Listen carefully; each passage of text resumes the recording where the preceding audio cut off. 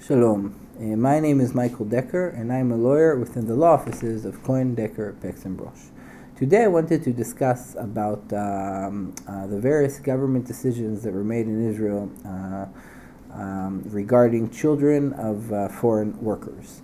As you know, Israel, as a modern Western country, absorbed in the last decades many foreign workers. Many of which have entered the country legally and have worked here legally. And as any other community, many of them have given birth in Israel and got married in Israel, and they had children in Israel.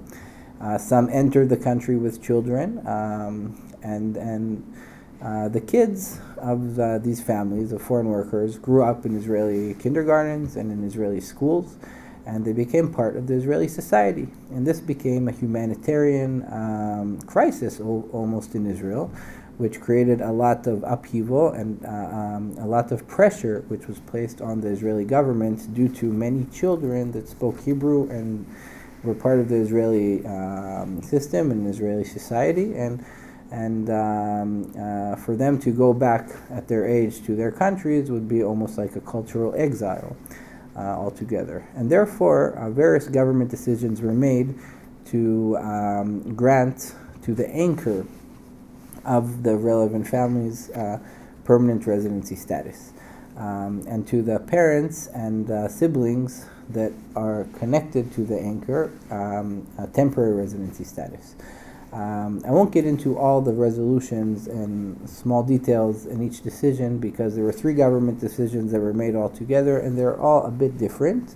However, I will state that the main point and the main focus of each government decision was regarding the relevant child that has assimilated within the Israeli society, meaning that the parent that came into Israel and that resided in Israel illegally is not getting a prize for his illegal residence, but rather the child that did not do anything in order to come to Israel and was not here illegally because of his fault, due to the fact that he was either born here or brought to Israel as a very young child. This decision is to help the child.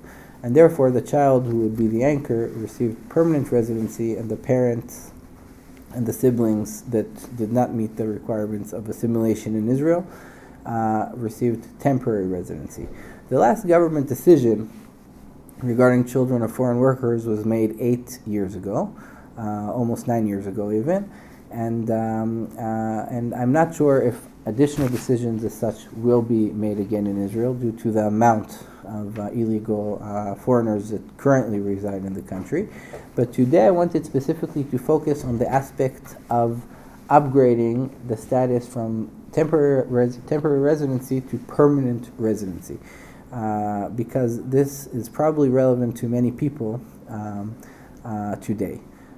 So basically, all these government decisions dealt with the process of upgrading the status of the family members of the anchor to temporary residency, from temporary residency to permanent residency.